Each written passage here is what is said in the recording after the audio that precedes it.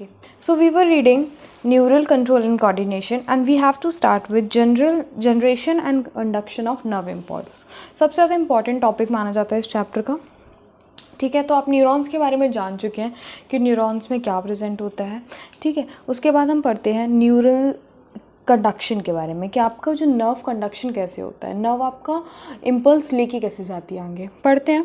Neurons are the excitable cell because their membranes are in polarized state. देखो, जो neurons होते हैं वो आपके एक्साइटेबल सेल होते हैं. ठीक है, क्यों होते हैं? क्योंकि उनकी जो मेम्ब्रेन होती है वो पोलराइज्ड स्टेट में रहती है. पोलराइज्ड स्टेट में मतलब आपके जो अदर्स, मतलब यदि आपकी मेम्ब्रेन है तो उसके इस साइड और इस साइड आयंस की जो कंसंट्रेशन है वो अलग अलग होगी. तो पॉजिटिव और नेगेटिव चार्ज आ जाता है मेम्ब्रेन की इनर सरफेस पे और आउटर सरफेस पे. इसी को हम बोलते हैं पोलराइज स्टेट में होना मेम्ब्रेन का. ठीक है, क्यों रहती है पोलराइज स्टेट में? क्योंकि different type of ions are present on the neural membrane. क्योंकि डिफरेंट टाइप के आयंस प्रेजेंट रहते हैं न्यूरल मेम्ब्रेन में, इसीलिए जो आपकी मेम्ब्रेन है वो पोलराइज स्टेट में रहती है.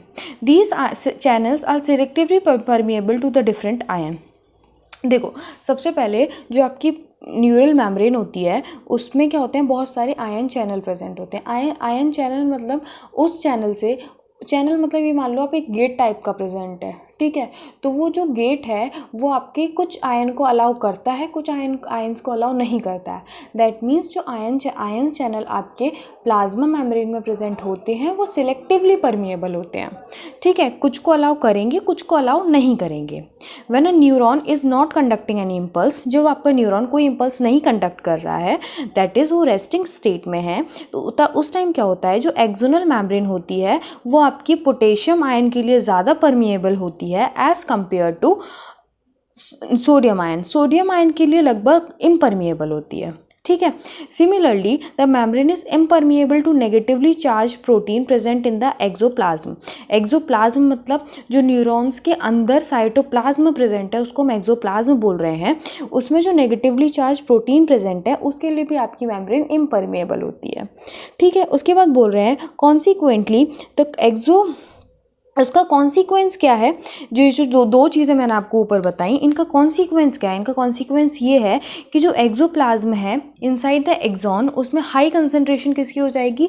सोडियम आयन की एंड नेगेटिवली चार्ज प्रोटीन की. और लो कंसंट्रेशन किसकी हो जाएगी? सोडियम आयन की, क्योंकि सोडियम आयन के लिए इम्परमिएबल है और पोटेशियम के लिए परमिएबल है. और नेगेटिवली चार्ज आयन आपके ऑलरेडी एक्सोप्लाज्म में प्रेजेंट हैं और उसके लिए भी वो इम्परमिएबल है, तो वो एक्सोप्लाज्म में ही रह जाएंगे. ठीक है, तो आपके एक्सोप्लाज्म में क्या ज़्यादा हो जाएगा? पोटेशियम आयन ज़्यादा हो जाएगा और नेगेटिवली चार्ज प्रोटीन ज़्यादा हो जाएंगे. और कम क्या हो जाएगा आपका? सोडियम आयन कम हो जाएगा. In contrast the fluid outside the axon, और जो आपके आउटसाइड प्रेजेंट है एक्सॉन के फ्लूइड, उसमें क्या हो जाएगा? कंसंट्रेशन पोटेशियम की कंसंट्रेशन कम हो जाएगी और हाई कंसंट्रेशन हो जाएगी सोडियम की. और इससे क्या होगा? आपका एक कंसंट्रेशन ग्रेडियंट बन जाएगा. कंसंट्रेशन ग्रेडियंट मतलब कि आपकी सोडियम की कंसंट्रेशन बाहर ज़्यादा है, अंदर कम है. पोटेशियम की कंसंट्रेशन एक्सोप्लाज्म के अंदर ज़्यादा है और बाहर कम है. तो ये क्या हो गया? आपका एक कंसंट्रेशन ग्रेडियंट बन गया आपका. ठीक है, उसके बाद बोल रहे हैं these ionic gradient across the resting membrane are maintain by the active transport. फिर आपका जो एक पंप प्रेजेंट होता है न्यूरल मेम्ब्रेन में, सोडियम पोटेशियम पंप, वो क्या करता है? वो इस आयनिक कंसंट्रेशन को मेंटेन रखता है. कैसे मेंटेन रखता है? With active transport. जो आपका सोडियम पोटेशियम पंप है वो एक्टिव ट्रांसपोर्ट के थ्रू आपके इस कॉन्सेंट्रेशन को मेंटेन रखता है. जैसे मैं आपको इधर समझाती हूँ. जैसे यहाँ पे क्या होगा? पोटेशियम ज़्यादा होंगे, ठीक है, और सोडियम आपका कम होगा. बाहर आपका सोडियम ज़्यादा होगा, ठीक है, और पोटेशियम कम होगा. तो ये जो आप देखो, यदि आप डिफ्यूजन कराएंगे इस हिसाब से तो आपको सोडियम बाहर जाना चाहिए. लेकिन सोडियम पोटेशियम पंप क्या करता है? सोडियम पोटेशियम पंप आपके 3 सोडियम आउटवर्ड, मतलब आउटवर्ड ऑलरेडी ज़्यादा है, सोडियम आउटवर्ड ऑलरेडी ज़्यादा है, पर वो सोडियम पोटेशियम पंप क्या करता है? फिर भी 3 सोडियम को बाहर फेंक देता है. ठीक है, अब obviously against the concentration gradient फेंक रहा है तो क्या होगा? आपकी एनर्जी लगेगी. और क्या करता है? और आपके बाहर ऑलरेडी, यहाँ ऑलरेडी ज़्यादा है, अंदर ऑलरेडी ज़्यादा है, पोटेशियम, लेकिन फिर भी क्या करता है, बाहर से उठा के अंदर 2 पोटेशियम भेज देता है।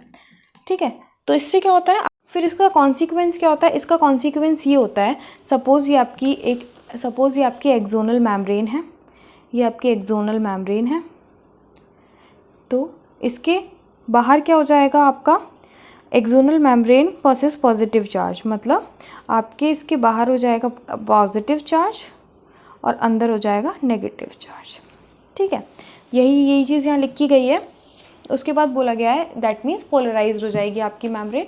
उसके बाद बोल रहे हैं the electrical potential difference across the resting membrane is called resting potential, और इस टाइम पे जो पोटेंशियल डिफरेंस होगा उसको हम बोलते हैं रेस्टिंग पोटेंशियल।